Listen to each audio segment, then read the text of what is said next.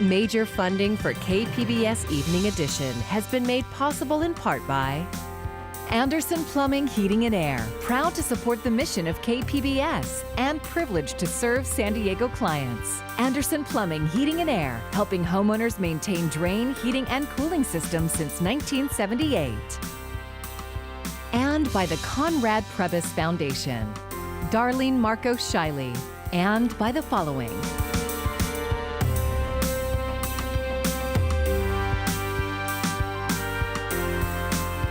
And by viewers like you. Thank you. Good evening. It's Thursday, August 27th. Thanks for joining us. I'm Maya Trabulsi. Play ball. That was the decision at Petco Park today, but not at other sports venues across the nation. This as pro athletes use their platform to denounce the police shooting of Jacob Blake and racial injustice. There is plenty of local reaction taking place, but let's begin with Whitney Wild on new details in the case. New details are emerging about the police shooting of 29-year-old Jacob Blake. This community has been through some extremely traumatic events in the last few days. Investigators say the incident started when a woman called 911, a dispatcher named Blake in a police call. Responding officers tried to arrest Blake with a taser but failed. When Blake walked away and leaned into his SUV, Officer Rustin Shesky shot him 7 times in the back. A knife was found under the floorboard of Blake's car, but it's unclear if police saw it before opening fire. Blake's attorney, Benjamin Crump, says he didn't have a weapon or pose a threat. All Jacob Blake was trying to do was get in his car and get his 3 little boys away from a volatile situation. Shesky, a 7-year veteran of the force, along with a second officer, are now on leave as federal officials launch a civil rights investigation. The shooting reigniting protests around the country. In Kenosha, after several nights of protests, last nights were peaceful. The calm comes after 2 people were killed and 1 was hurt when 17-year-old Kyle Rittenhouse opened fire on protesters. Rittenhouse was arrested Wednesday and has been charged with homicide. Crump says the treatment of Rittenhouse by police proves racial injustice in policing.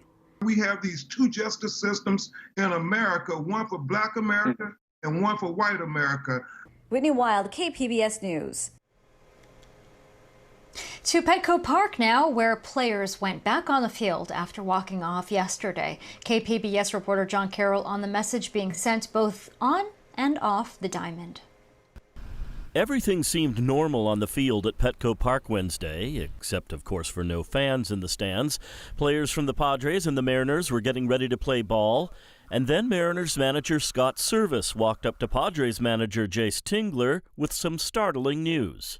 Our guys aren't going to play tonight with everything going on. They voted on it. And he said, I don't have enough players to, put a group out, on the field. The Mariners' decision followed other cancellations across the sports world on Wednesday. It began with the Milwaukee Bucks refusing to play their scheduled game with the Orlando Magic. The arena where the Bucks play is less than an hour's drive from where Jacob Blake was shot. Other NBA teams and WNBA teams followed suit. Then it was Major League Baseball's turn, beginning with the Milwaukee Brewers refusing to play the Reds, then the Padres and Mariners, and the Dodgers and Giants. Major League Soccer teams also canceled games, and the National Hockey League told its players to prepare for cancellations. Jace Tingler says even though his team wanted to play, they support the Mariners' decision. There's a lot of people hurting out there. Change needs to happen, and I think if we viewed anything like, against us, I just think there's bigger issues going on in the world today. They're using their voice to say, hey, we need to see some change here. Our situation in our country is not right. On KPBS's Midday Edition today, East County Rock Church pastor Greg Hendricks, who played pro basketball overseas and was an assistant NBA coach, said he was proud of how athletes across various sports have united. Hendricks says it's about more than taking knees and wearing protest jerseys. He says part of the solution lies in making resources available to police who need help. So that when they do wake up, or if they're having struggles with problems or something's going on in their life, that they have resources that can serve the police. Hendricks says he thinks the actions of the players, especially if they're supported by team owners, will push the needle toward reform. One thing seems certain. From Muhammad Ali protesting the Vietnam War, black athletes raising their fists at the 1968 Olympics, to the game cancellations going on now, athletes know they have a voice, and they're using it. John Carroll, KPBS News. For the second night in a row, NBA and WNBA games were postponed. However, NBA players decided today to finish the playoffs. And in baseball, the Oakland Athletics decided not to play their game at Texas, while the New York Mets and Miami Marlins walked off the field together. Just days before the start of the new school year, the La Mesa Spring Valley School District terminated its contract with the company providing its online learning platform, citing reports of racist and inappropriate content. KPBS education reporter Joe Hong spoke to administrators about this last-minute change. The announcement from the district came just a day before the start of the school year, informing parents that it would be cutting ties with Acellus, a Kansas City-based company. La Mesa Spring Valley administrators said they made the decision after reading reports from other districts of sexually suggestive and racist material in the virtual curriculum. Deanne Ragsdale, the Assistant Superintendent of Education Services at La Mesa Spring Valley, said in a written statement that she asked Acellus about these reports and was not satisfied by the company's response. Ragsdale wrote, "They confirmed that some of the offensive content had existed in the program and they assured us it had been removed. However, we did not feel that they recognized the severity of the issue, nor did we feel they would be able to prevent this from happening again. In the end, we had no choice but to terminate the contract." According to the news outlet Civil Beat, parents in Hawaii posted the inappropriate content on social media. "Hi, sweetie, whoops. Where did you get that name? Don't ask. We're not even going there." In another lesson, students are asked, Osama bin Laden was the leader of what terrorist group? One of the multiple choice responses is towel ban. Another question portrays abolitionist Harriet Tubman as a criminal. Ragsdale said the district included Acellus only as a supplemental component of its distance learning curriculum. She said the program was recommended to the district by the San Diego County Office of Education. Music Watson is the chief spokeswoman for the County Office of Education. She clarified that her office did not officially endorse Acellus. We had one employee who recommended this based on personal experience. She won't be doing that anymore, and we're working internally to clarify and make sure that all of our employees are familiar with our process for vetting different technology systems. Jennifer Gravetto, a parent at the La Mesa Arts Academy, agrees with the decision to terminate the contract with Acellus, but said it was completely unacceptable that it happened just before the start of the school year. In response to questions from KPBS, she wrote, "The termination of the contract sounds as if it was completely appropriate regarding the discovery of the material being utilized. The district and teachers should already have had an understanding of the material offered, and training should have happened much sooner than the week before school." The La Mesa Spring Valley School District has not yet set a date for reopening campuses, but plans to reopen gradually through a hybrid model once the county has been off the state's monitoring list for 14 days. Joe Hong, KPBS News. San Diego Unified School District is preparing to start the school year Monday with online learning. But elementary students who are struggling will soon be able to sign up for in-person sessions. Teachers are identifying students experiencing learning loss for voluntary participation. Appointments may be offered as soon as late September. For the second day in a row, San Diego State is reporting 2 new student cases of COVID-19. 2 others were confirmed yesterday. In an email, the university said none of the cases are related to each other. The students are said to live off campus and only visited the Student Health Services Outdoor Coronavirus Testing Center. Tomorrow, we are expecting new guidance from the state to reopen businesses now that we have been off the coronavirus watch list for more than a week. Today, San Diego County announced 5 more deaths and 277 new cases. The case rate is 80.6 per 100,000 people. A reminder, as long as it remains under 100 for the next 4 days, K through 12 schools will be allowed to reopen on September 1st. Nearly all Republicans in the California Senate weren't allowed to enter the state capitol today after they were exposed to the coronavirus. State Senator Brian Jones, who represents much of East County, San Diego, announced yesterday that he tested positive. The Senate met today, allowing lawmakers to vote by video conference from their homes. They are rushing to finish their work by Monday's deadline. Members of the Kumeyaay tribe were in federal court today to try to stop ongoing construction of the border wall in San Diego County. KPBS reporter Max Rivlin-Nadler tells us their court battle is just beginning. All summer, members of the Kumeyaay Nation have been protesting 14 miles of border wall construction in the Laguna Mountain wilderness. They say the federal government hasn't properly consulted them about burial sites and other parts of their cultural heritage impacted by the new border wall. On Thursday afternoon, Federal District Judge Anthony Battaglia denied their motion for a temporary restraining order, which would have halted the work. He said that the Kumeyaay did not provide enough evidence needed to put an immediate stop to the construction.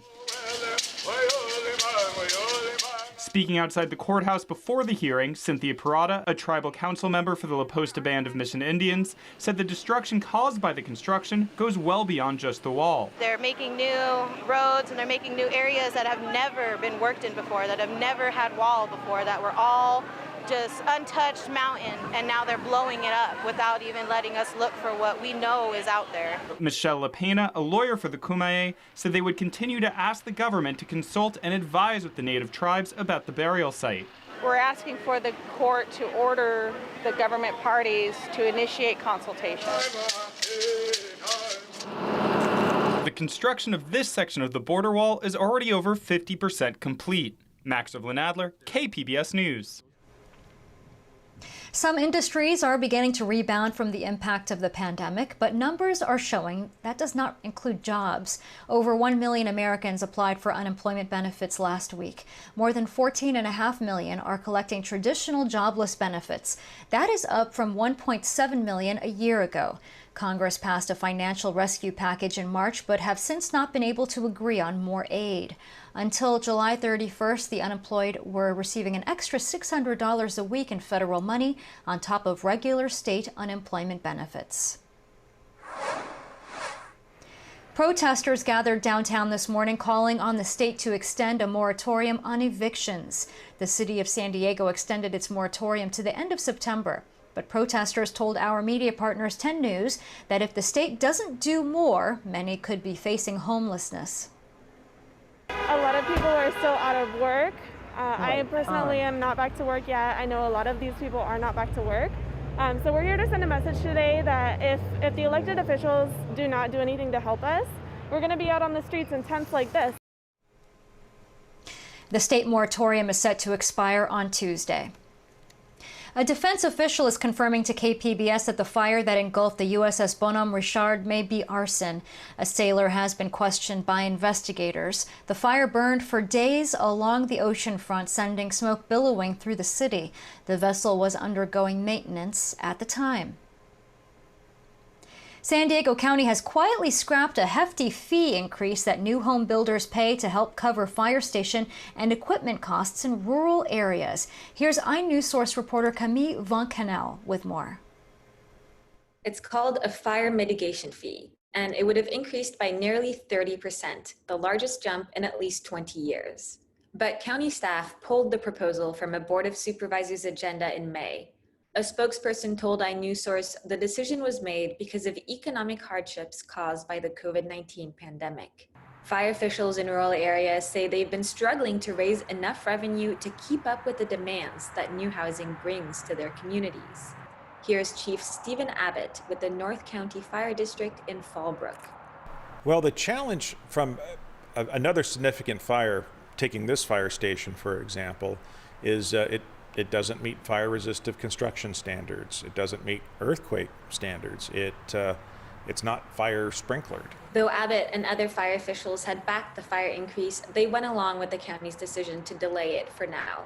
For KPBS, I'm iNews Source reporter Camille Van Canel. iNews Source is an independently funded nonprofit partner of KPBS. Hurricane Laura made landfall overnight in Louisiana, killing at least 4 people. It is the 10th storm in history to hit the U.S. at 150 miles per hour. Hurricane Laura stormed through central Louisiana with heavy rain and wind gusts over 120 miles per hour in Lake Charles. It hit the area as a Category 4 storm. Mandatory evacuations were in place for central Louisiana residents, but that hasn't stopped some from riding out the storm. One family I talked to at 3:30 this morning, 50 miles from the coast, as they felt their roof being lifted up, said they will never ride out another storm, and hopefully they're safe as well. So we know some people stayed, and we hoped no one lost their life. FEMA says it will quickly get on the ground to start assessing the damage. San Diego-based Sempra Energy announced its foundation has pledged $500,000 to help communities affected by the storm.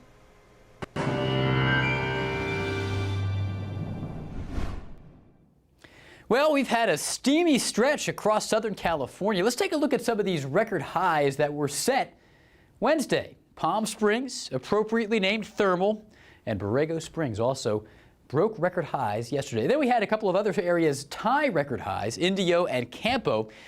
So we're trying to get this heat out of our system, and we'll still be hot today. We've been hot this evening here. We're going to be dealing with the heat backing off a little bit into Friday. Still hot, but not as hot as we have been.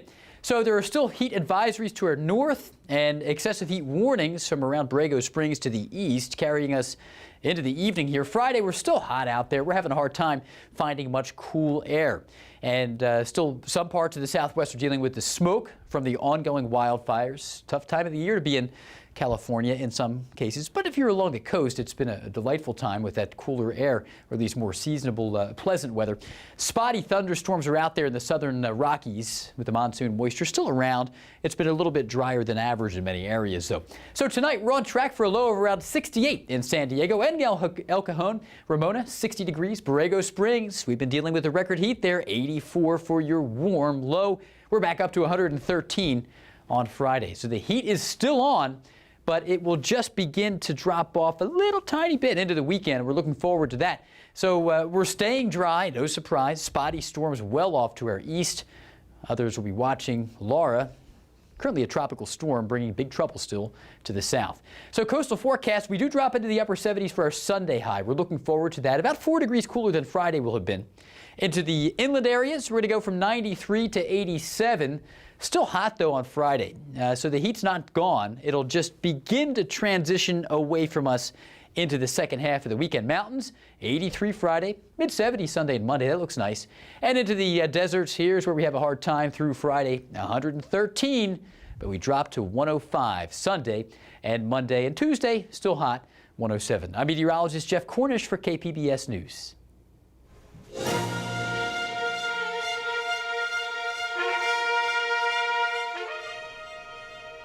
Tonight, President Trump is formally accepting his party's renomination at the Republican National Convention. As Nadia Romero reports, he's expected to speak before a crowd of up to 1,000 people. The roll call.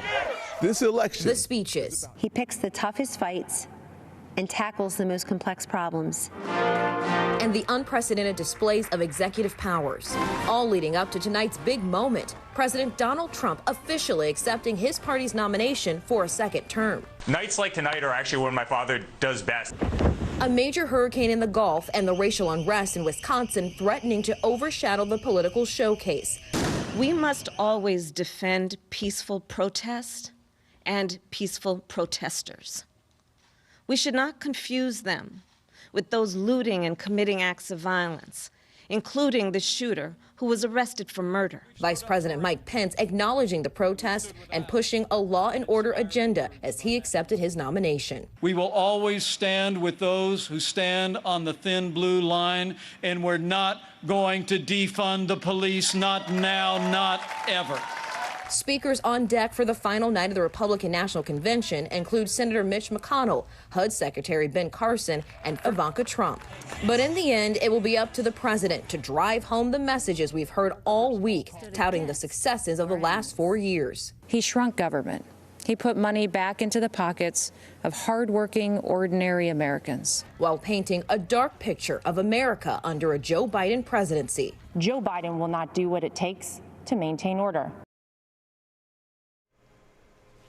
And that was Nadia Romero reporting. We are carrying the final night of the PBS NewsHour coverage of the Republican National Convention on K1 KPBS.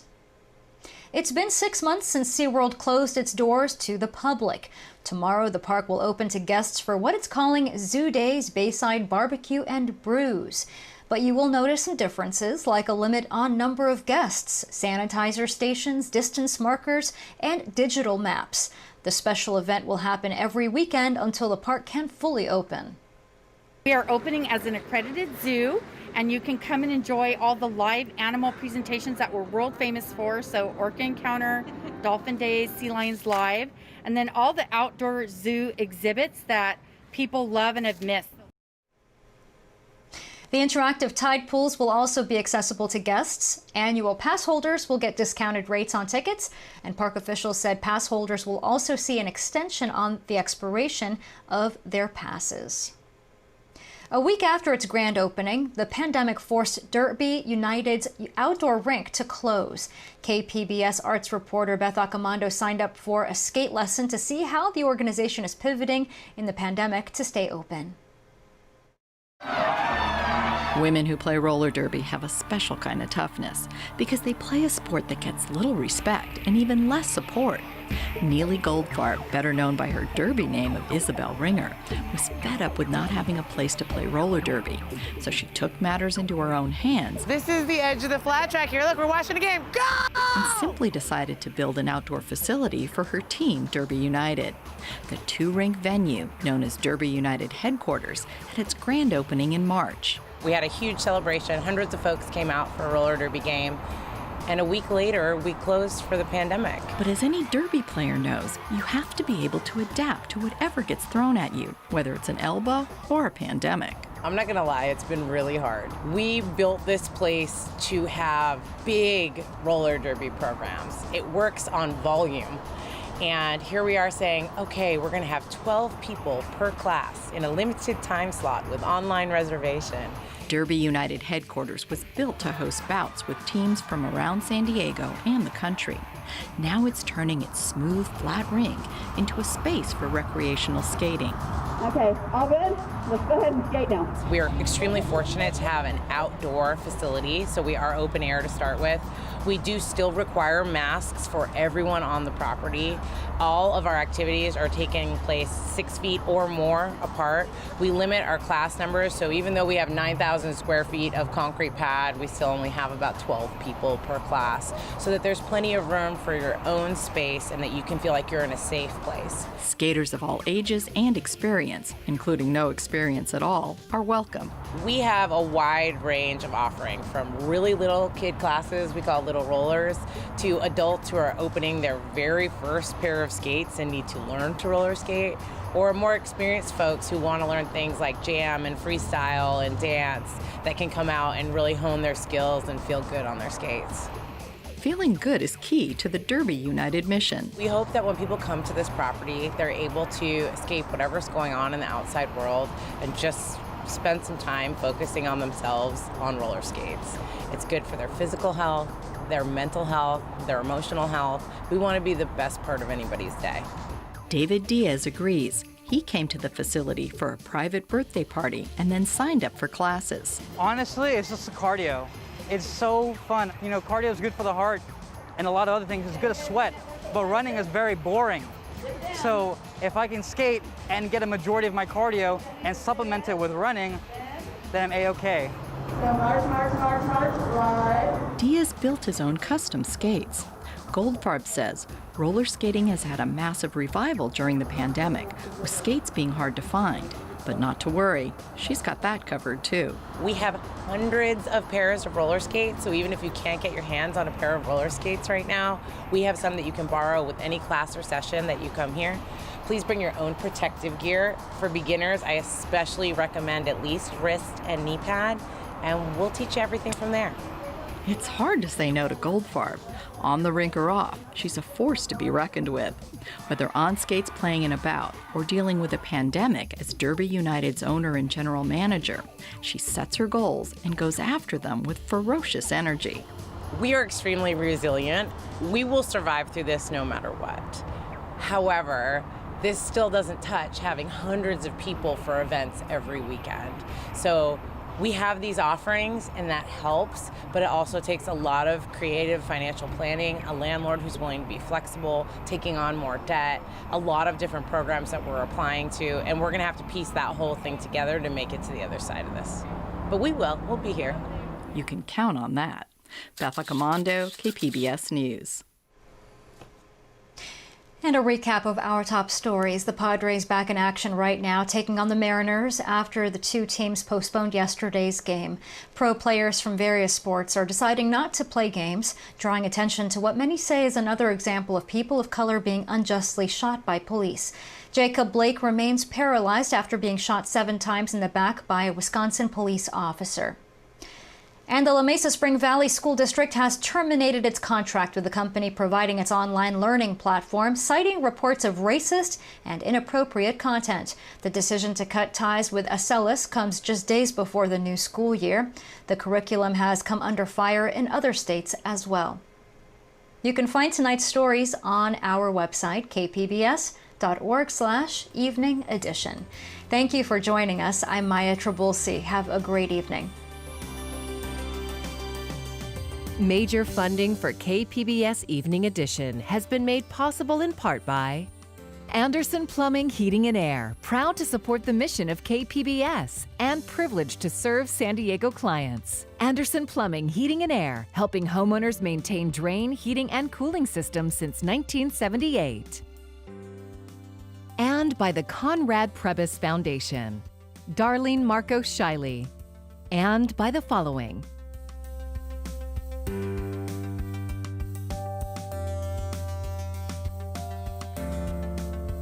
and by viewers like you. Thank you.